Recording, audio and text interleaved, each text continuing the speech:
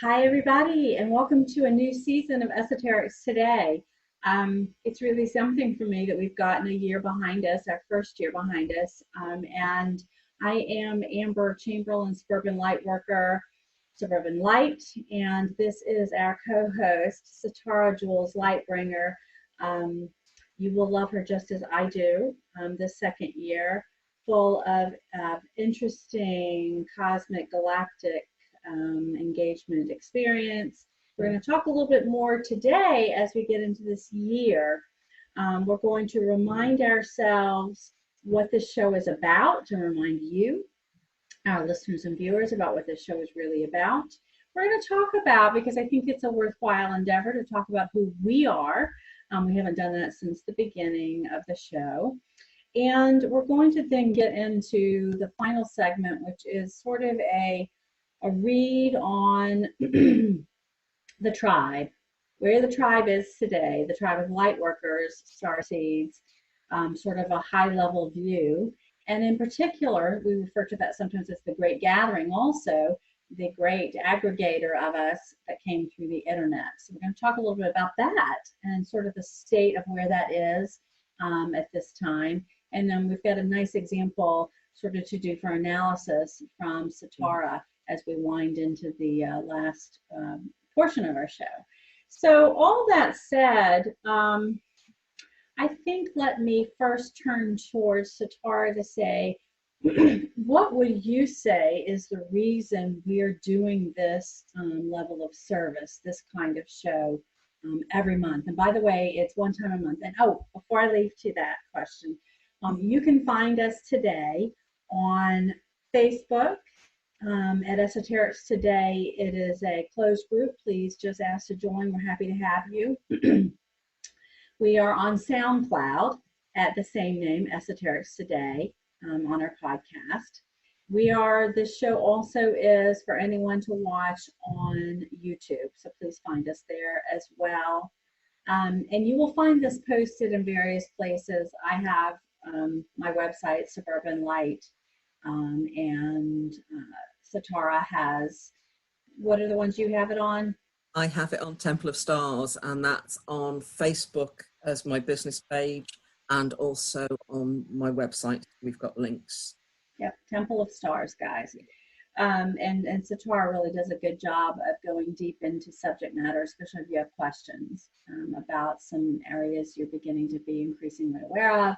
Satara does a really good job of sort of teaching the whole tribe there about those subjects. I'm in there too. So I think then that makes me come back to you, Satara, to say what motivates you to do this show? Why are we doing this work at this point? Well, for my kind of take on it, I think we've kind of been stepped back too long. I have probably spent most of my life avoiding this sort of thing because of other lifetimes and experiences where the persecution was acute. Finally, we are on a timeline where we are able to actually step out and speak our truth. And I think that is empowering for the others that are perhaps still stood in the shadows like we've been. And, they can just see two people. I mean, we're middle-aged ladies, UK, US.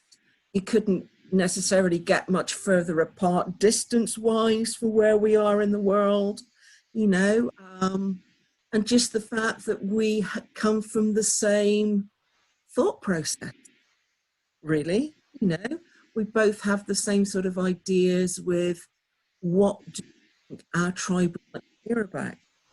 What can we bring to the table this month that will help? If that just helped one person, that would be enough for doing the show. And that's where I'm coming from. Yeah. And for me, Satara, and we talked about some of this, we do a little show planning right before the show based upon our schedules and other events in our lives, because we have very integrated lives. We have family, friends, we have we have other kinds of work in our lives, client session work, as well as other service work out in the, professional work format these days. Very integrated, very much like you who watch this and listen to this. There are not so many of us that can or are willing or have been directed in ourselves to be in a more a smaller tribe of hybrid living, whether we are in our minivans going around the country or going around the world, whether we are just working out of our offices and staying in a narrow bandwidth of vibratory resonance in order to serve clients. We are in a full-on integrated lifestyle, and just like you are, because I think that's the only folks who come to this show. And I think that's the space that we're holding, is sort of a wider resonance of bandwidth of integrated living in the 3D to fourth density, which a lot of our teachers will acknowledge that we're really moved into the fourth density style of living and way of living and resonance of living on the harmonic. And so for me, Satara, and we were talking about this, you guys, so for me, I am a very integrated individual in the sense that I have all of these things going on in life, and I'm serving all of them more or less well given the day.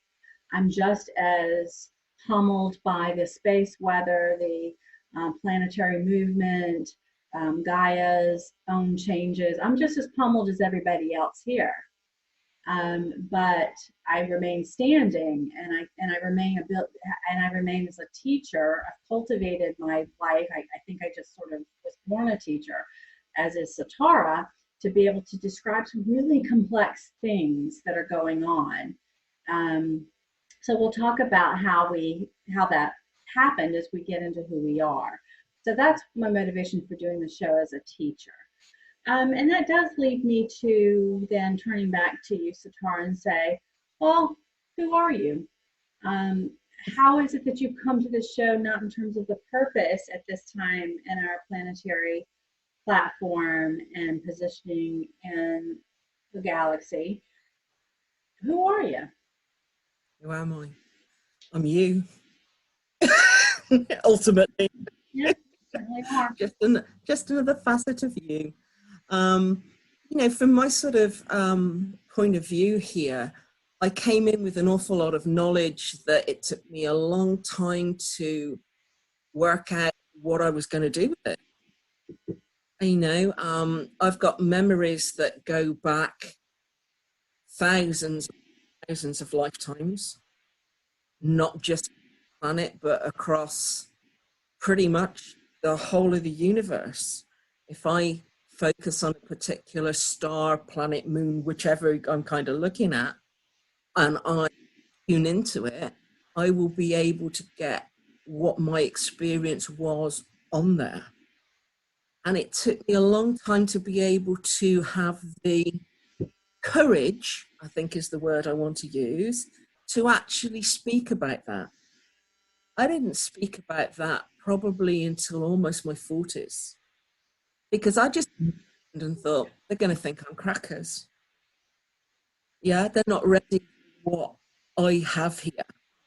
So for me, it's almost like I've had to get to this particular point of comfort in the human suit and the whole environment to have that level of self-support to be able to go, well, it's who I am. I cannot change it. So therefore, I will now speak about it, because there's not just going to be me coming from this point. From a work point of view, I have worked, for want of a better expression, as a healer and psychic, a seer, pretty much all my life. I was doing readings professionally from the age of 15. So I'm now 50. I went through the traditional route, which an awful lot of people will do, by thinking, I realize that people like to see you doing something if they're having a reading from you. So oracle cards, tarot cards, crystal balls, whatever tool came near me, I thought, yeah, we can use that, that's fine. Because I wasn't using the tool, but I was looking like I was using the tool to appear more normal to everybody else, perhaps in the room that was using tools. So it has been a bit of a journey, and I know that there's people out there that are exactly the same. We've got the Claire abilities. We've got that already there. An awful lot of us are kicking into the levels of sympathy now as well. Well, when you have that in your tool belt, you're already partially there to whatever you need to pull the information from. So for me, it's always been about a level of service in some way, and knowing that as I'm helping others, I'm helping myself. The same as I'm working on myself, I'm helping others. You know, it goes hand in hand. So that's really where I sort of come from. I started to work internationally back in 2012. I suddenly worked out one day that why was I actually getting in the car and going places when I could do it all from my own armchair? And when that dropped, I've never done anything any different. So I work with people all over the world, pretty much most of the countries in the world. I've worked with clients there now, which is beautiful. Beautiful. Has been made possible by the internet. Which we'll talk more about. Yeah, totally, which is what we'll talk about a bit later, but just the fact that we've been able to reconnect some of our closest tribe members, regardless of where they are. Yeah. You know, and that's just beautiful. And for me, that really helped me to step forward into a different level of service because of it. Yeah, I think so too. And I like too that you've added on this year, if I may say, you've added on a level of service, a level of light work service in a professional way that you didn't anticipate through the gaming world. Yeah, very much so. Because I don't want to, especially for our viewers and listeners, I think it's really important to know that you're looking at two people who have embraced what is here on the planet. Our role as light workers, that we integrate, that being able to do our session work and services from that perspective is beautiful and powerful. And also to be able to bring balance and harmony into our personal lives and family lives by being out in the world in a way. Certainly there's earning attached to that, but there's also an enormous amount of service. So neither one of us go anywhere where we're not being called by what I would call the Christed light, or the Christ consciousness matrix component to the organic matrix. We only go where called. We're mature enough and capable enough magicians, so to speak, to be able to do that. So thank you for that, Satara. Anything else you'd like our folks to know before I talk about myself a little bit? Just really from the point of view of, it hasn't been many years in my life when I've only done my light work. And I did only do my light work. I wouldn't do anything other than what my calling was. And I was in that groove for a fair few years. And I stepped out of that last year because previously I'd worked in financials, was my main route, I suppose, in the 3D world. And I'd worked in management within that for 21 years. Until the point of I could no longer do it for multiple reasons. And I stepped away from that. And I was very happy in my little light worker bubble, very happy. But there came a point where I needed to balance that for me. Yep. Because I was spending too much time in the fifth dimension upwards and no time in the third dimension Yes. at all. Yeah. I was bypassing it beautifully for all the wrong reasons. I obviously needed to do it for my own inner work, and I get why on more levels than I care to think about, why I had to experience that in that way, which was testing at times, incredibly testing, but it made me understand more about the balance of being human here when I was not necessarily living what most people would think of as a human life. I really appreciate you putting the spotlight there. And I'm going to give a piece of feedback to the word of, I was in, full-time light work mode, right? Yeah. That's how you saw it. I want to suggest that light work and starseeds are born.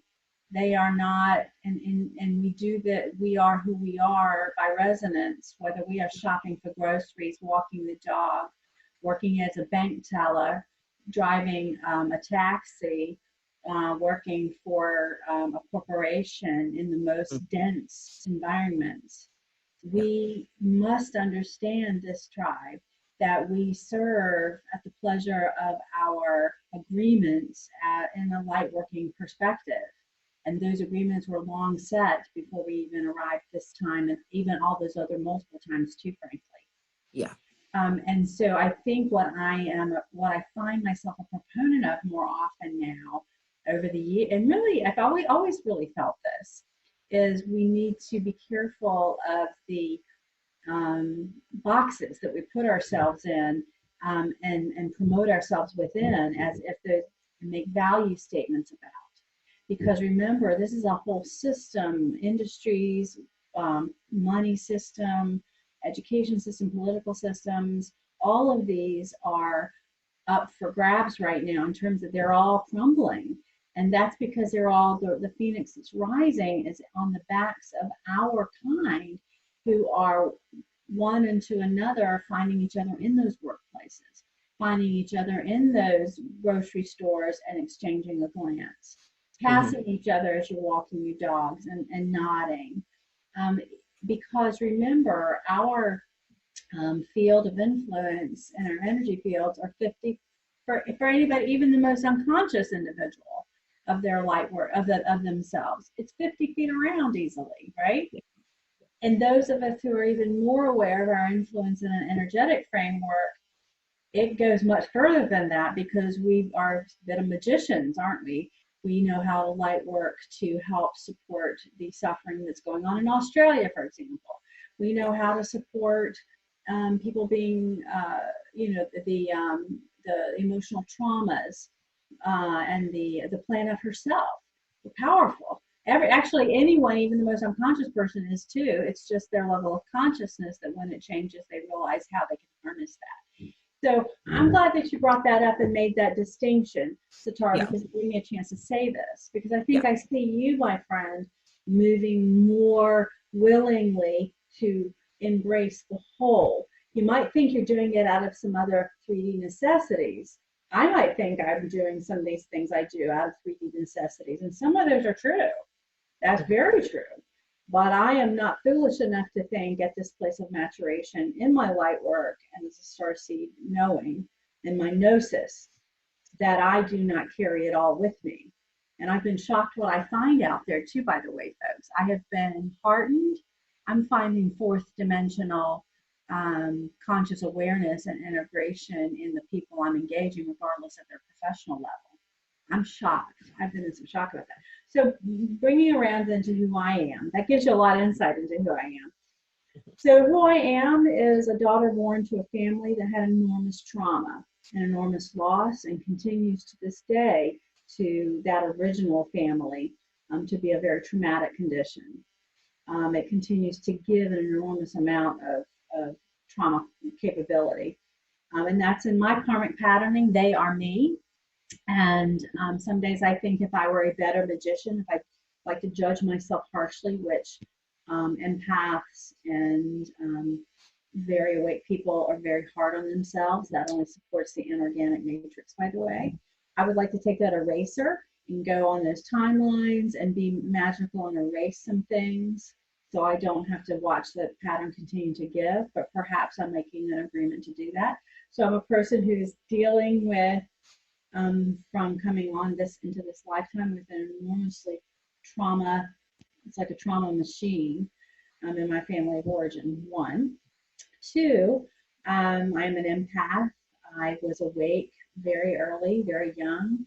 I saw an enormous amount of pain and suffering in my family and generally in the community um, around me, very middle class, saw a lot of pain and suffering and could feel it, but also saw the deadness, a lot of dead in the eyes of the population around me. I remembered as a child being very curious about why on earth there was a sort of a zombie feel to me, of, because I could remember of a much more sort of integrated, uplifted sensation or something that I thought, and at times that pushed me into the littlest angel fallen from heaven feeling, like I want to go back like yesterday, which a lot of us feel, like beam me up, Scotty. Like what's going on here? At the same time, I had a very organic, natural connection to. I grew up on a farm, so that belonged to my grandparents, and I had a very deep connection to nature. My first exposure to what is Christed energy was in sunlight and in wind, and in the sounds made in nature. That just occurred to me as a conversation, and I was a part of the conversation. It always comforted me and so forth. So, and then grew on into, did the regular things people do, very successful, by the way. My architecture was to be that sole survivor out of that orchard that is my original family this time, and to watch that and to learn from that, and then to know who I was in that, because that my family and then my job today and my role today is very much the very same thing it is planetarily. It taught me how to light work, what light work was, the fact that I'm seated from the stars as you all are, and to take that position very early as a surviving technique also for myself, and then as a thriving technique. So I come to as very, I'm also a behavioral health clinician, a mental health clinician, and licensed to treat clinical disorders and so forth. I don't do any of that today. I do large system work, particularly in the substance use disorder world, but behavioral health, national, American healthcare system has been my background, where I've been very successful. I took pauses from that due to, growing my own family a little bit later in life, and was able to open my own company and do traditional business out of that, with our military system, our healthcare systems in the United States, and my own company. In addition, that's when I opened the Suburban Lightworker component and took individual client work from around the world. I do very little of that today, but I'm always open to client sessions when I can tuck it in. But I do have opportunities for that from time to time now. Moreover, I focus my light work into the density, enormous density of the opioid crisis in the United States, in particular, and really standing up as a light, bright white light in a very dense place in which the inorganic matrix really interferes in a lot of people's lives, and I'm sort of a white lighted force for that. So that brings us back around. Oh, the other piece is I would describe myself as what is a monadic healer. My orientation is to source and to the origination, the point of origination for all geometry, all mathematics, all quantum mechanics. That's my orientation and how I describe things. And the prior, Satara and I talk about this, the original templates that predate truly and suppose the reversals and the hijacking of those energetics. So That's how I would sort of describe myself at this point. Beautiful. Yeah, good. I feel like at this point it would be great to then turn into who is the tribe. And when we say the tribe and that great gathering of the tribe, we're going to talk a little bit about the internet and how what's going on out in the internet sphere. And then kind of give a little bit of a case example of what we as teachers, consciousness teachers, because remember, we teach as just as you do. We teach both in an outward, we put ourselves out with that word associated with us, but we also are just like that as souls, as all of you who come to this conversation, or you're all teaching, whether or not you put that label on it. You are all a part of the upper end of the spiral that is emanating wordlessly and with your words. The next steps in harmonics, you're emanating that, you're carrying it in your DNA, your very RNA, DNA, the nucleus of your power centers of your molecular structures.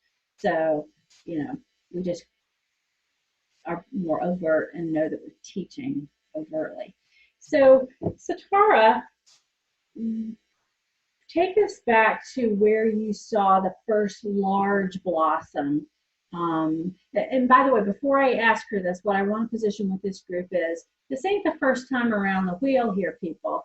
We are planetarily, this has all been done before, both on this planet and in planetary systems. This is a common cycle. We're just a particular place in the Yuga that makes this, that makes these conversations possible. Look, you can go back to the Victorian age and find an enormous uptick, of which I'm sure this one I'm talking to remembers very well in her being, in which mysticism was an incredible curiosity, an incredible look-see, and on the tips and tongues of most people. Mysticism was very important in the Victorian age because, again, the cycles come. They just bumped us up to the next, they helped, all of that opening helped bump us to where we are today. But that said, Satara, in this lifetime, position where the internet really, in your experience, because you were ahead of me, I think, in that zone, where you saw it really beginning to be impactful from the Starseed Collective, where it was really gaining speed. About what year was that, and what did you notice? I would actually give the year around about 2007. And what was going on in 2007 planetarily?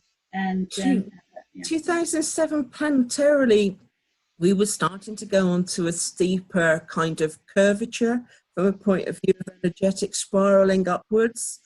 If you think that as a planet we constantly spiral and we're constantly moving through the universe at quite a decent speed. Torsion. Yeah, totally. So we're rotating beautifully through. There's times that we accelerate and there's times that we slow down, and that is due to density factors through the space that we're moving through. So there's times that we can really accelerate. 2007 was one of those acceleration points. What came hand in hand with that acceleration point as well was the fact that the internet had been around a fair while then, but there wasn't the likes of social media, didn't exist. Mm-hmm. But then it started to exist. It had been existing a little while before that, but because new for people, it took a while for the light working community to actually go, oh wow, we can work with this. Because the initial thought was, oh, it's just another control factor that's come in. Oh great, we've just got another web of control here. The World Wide Web, we're almost carrying crosses and garlic against. I stayed back.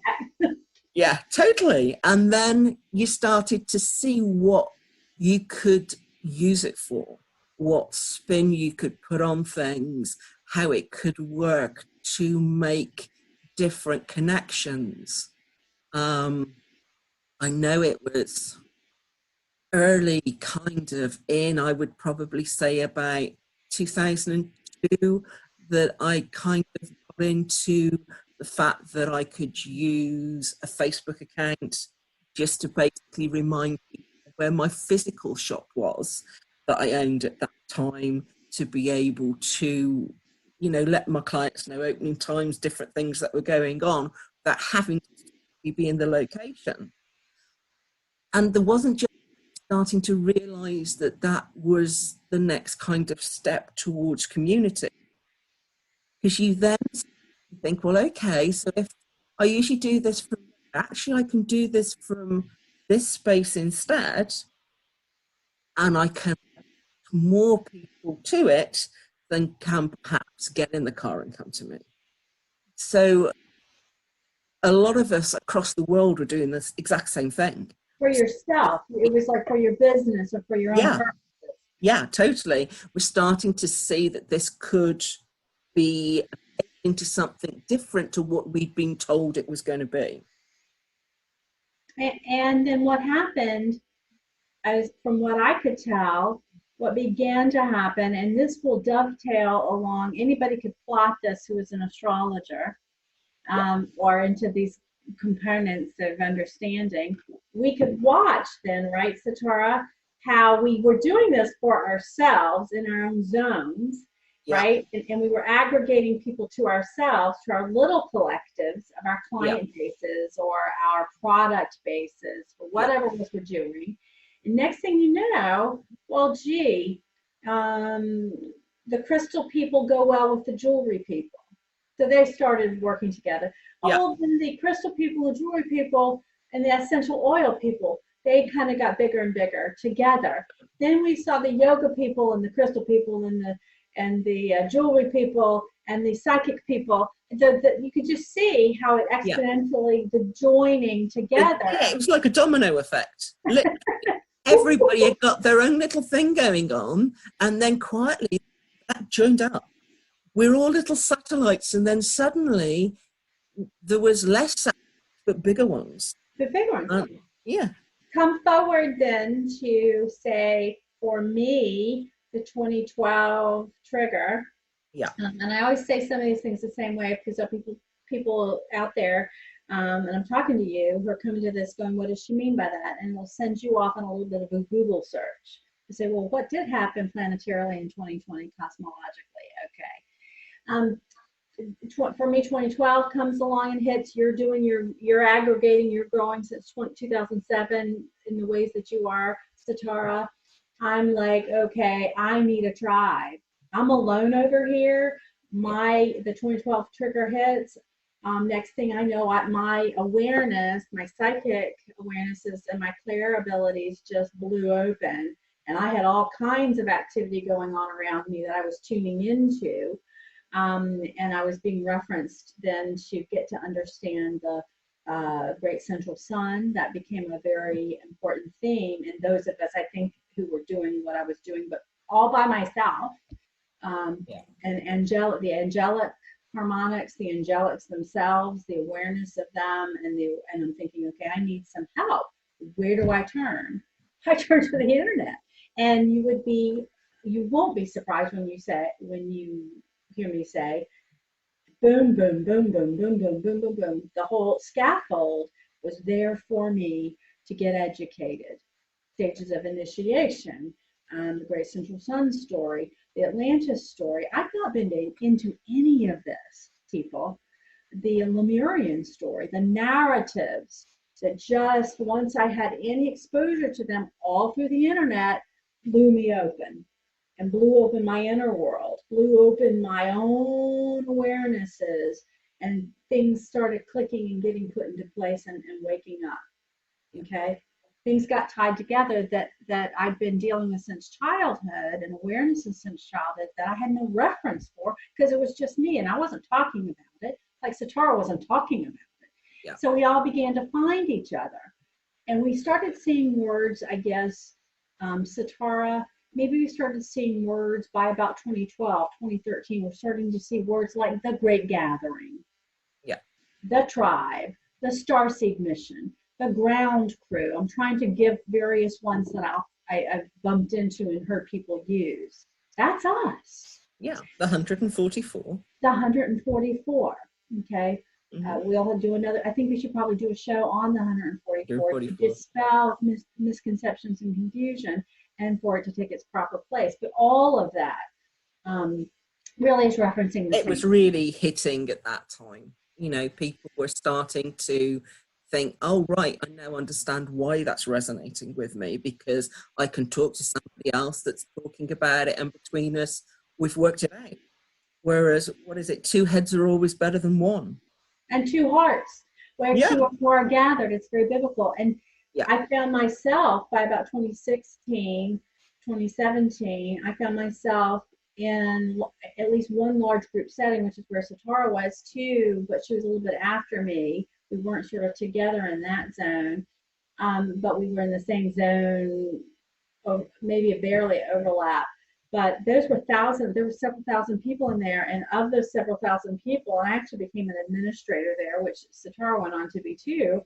Yeah. For those of you that know, or moderator, for those of you guys who know the parlance of Facebook. And then I found myself in messenger life, having relationships with our kind, specifically in the messenger territory.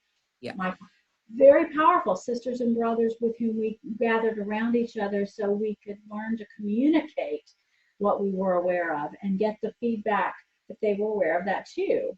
And that just began the exponentiation.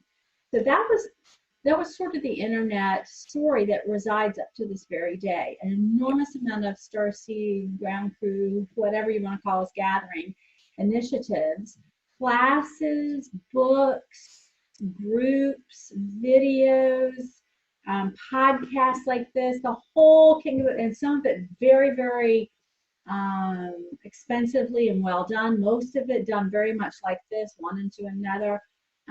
Some of it grainy and spotty. Some of it extremely weird and esoteric. I've seen people go purple calling in Saint Germain. I've seen phenomenon go on.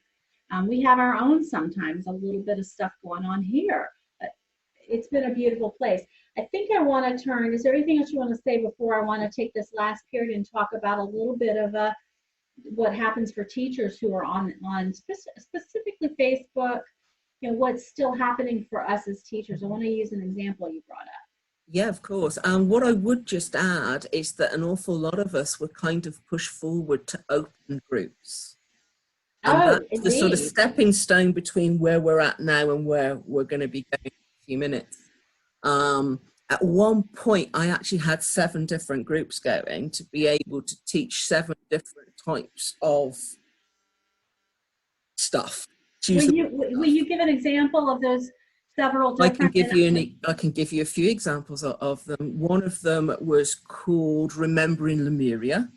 Yeah. Which was exactly what it says on the tin. Yeah. Another one was Reconnecting to Your Higher Self. Yeah. To be able to look at like a higher mind aspect of things. I had another that was just dealing with the crystalline.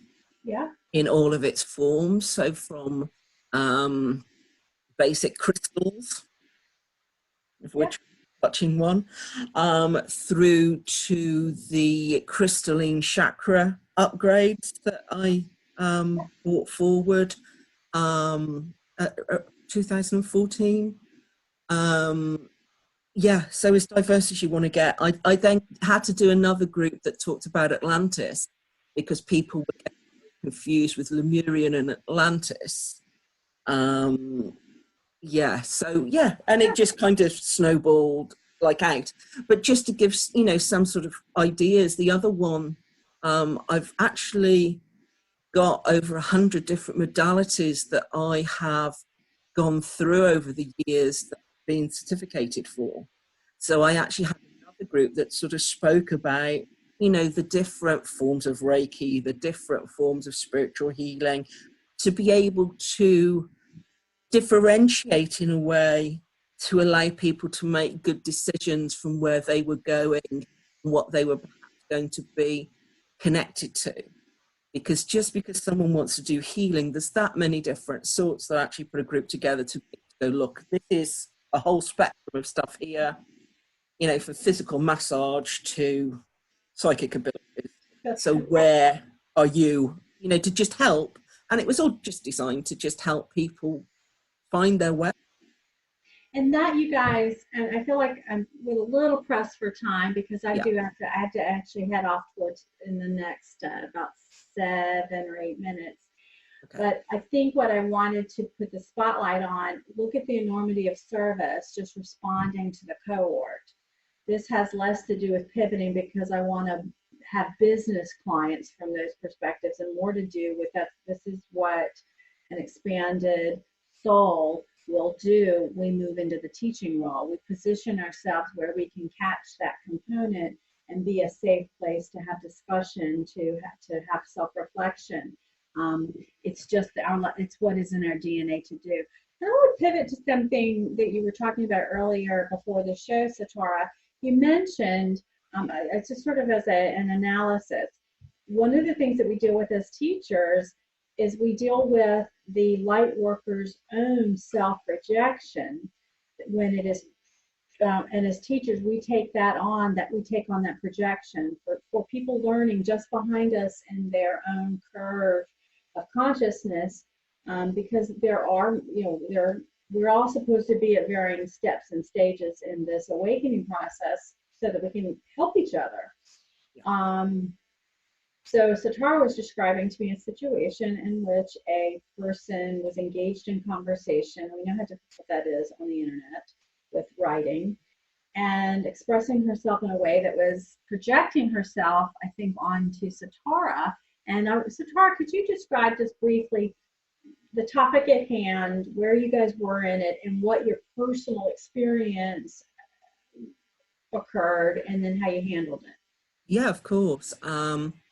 Basically, there was one of our tribe, shall we say, was making a point of putting down another light worker's work. This particular light worker had created another book, and they have got several books published, and she was basically turning around and just saying that it was just darkness in this book, that the person that had written it was obviously coming from a point of darkness, negativity, etc. I never liked that, and I think that might be where she's coming from, and that might be what she's feeling. That's fine. We all have these things. People need that space. People still need to explore, even if it is. People need to explore the shadow aspect. They need to be curious about it. That's why those teachers are there, to offer that content, if it is that. Yeah, very, very much so. Everything's perfect. It's what is needed. Me being me, I said, please remember that we're all one, and that this person that you are slating, I think would be a good phrase, is actually an aspect of you. So this talks about, having the compassion for whatever you're feeling, knowing that that is going to be maybe one cell in your body that is in that space. That didn't go down too well, I think is a good way of putting it. And I had her and then her friend come back at me and go, but that's spiritual bypassing, which I found quite entertaining at the time. I didn't even know what that term meant until Sitara told me what it was used to describe.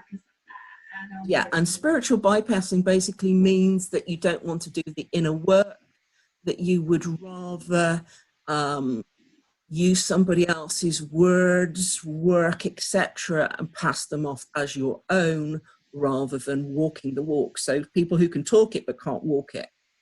So I found that quite entertaining, because I just said, hold on a minute, you need to look at yourself, because this is an aspect of yourself which is giving the pathway really that they needed to do the inner work. Which of course the fact that they were then reflecting in a way and talking about the spiritual bypassing aspect of it just said that they hadn't got that particular point this time. What had happened though, when her little friend got involved, and I knew something happened because I wasn't even near the internet at the time, I was making a cup of coffee, I would literally felt a smack in my heart space. Yep. So I knew that somebody somewhere had in effect psychic attacked me, we would class it as here. Yeah. Which is fine, because I know that ultimately they're only psychic attacking them. So And you too she are was so wounded. right. And you too are attacking yourself. This is an all one. Yeah. You brought unto you a self-rejecting component in this form for your own exploration. Yeah, very, very much so. So I found that really interesting that that would happen. I, of course, do what I normally do and say, well, this is all I was trying to explain. If I've offended anybody, Right. it's my intention. It is never my intention. And I just walked away with grace. Right. I think it on. But I was kind of out of the building, because I just thought I've said all I need to say to be able to perhaps let people remember that we're mirrors for each other at times, so that we can do the inner work when something's repeatedly coming at us that we are thinking is negative. There's something we need to work on. And I think something that's beautiful about your description from an analysis standpoint in our work is that you are always growing as a teacher. You are doing your work by bringing that kind of shadow moment to your life. Yeah. Like, wow, while I'm pouring my cup of coffee, I get hit. Wow. Yeah. So yes, it's psychic information that something is occurring, Yeah. but it's not occurring in the way that we tend to think. In other words, it's not that someone is doing something to us. It is an aspect of ourself that has pulled up for it to be noticed, and it hit us in the heart because it has a heartstring, literal heartstring, if you'll use that phrase, to it, a resonance that we yet have cleared up. Something popped up for clearing and healing in ourselves. Has nothing to do with the other. No. Because there is no other. And it also brings back that level of compassion, because it's so easy for us in our human suits to go, hold on a minute, and re-challenge that individual. But when you know that they are coming from a point of view of deep wounding, how can you? Right. All you can do is send love and compassion, right, and walk away. Walk away. I feel like this is some more discussion over time on this show. I'm aware that I'm going to have to close our show up on that little bit of analysis. I just wanted Sitar and I to spend some time reflecting on the beauty and the gift that has been the internet as an aggregator of us. We wouldn't be here together with you if it were not for the things we described in this last portion of the show. And I think also it's important to remind our listeners and our viewers who we are. We don't wear it on our bodies too much. I mean, in other words, we don't have a lot of physical flair here that's showing, we don't have a lot of like puffy blue smoke going on around us. Hope there went some light though. Look at that. You see that? Oh. Something weird always does happen, doesn't it? Oh, yes. So stick with us next time. We're here from month to month. We try to get out by the 21st of every month, beautiful day of the month. So look for us in all those places. Please tell your friends about these two middle-aged ladies, this Brit, this American, who have these very interesting, strange conversations at times. And we do teach along the way. Please, we're welcome to your comments and your ideas and your feedback. We do hope to have more guests on the show. Sometimes our timing gets limited for that, but we've got some really great people in our lives really galactically oriented who would love to talk and share with us here too. All right, much love, everybody. I am Amber Chamberlain, Suburban Lightworker. And I'm Satara Jules Lightbringer, Temple of Stars. We will be with you again next time. Until then, be well. Much love. Much love. Bye. Bye.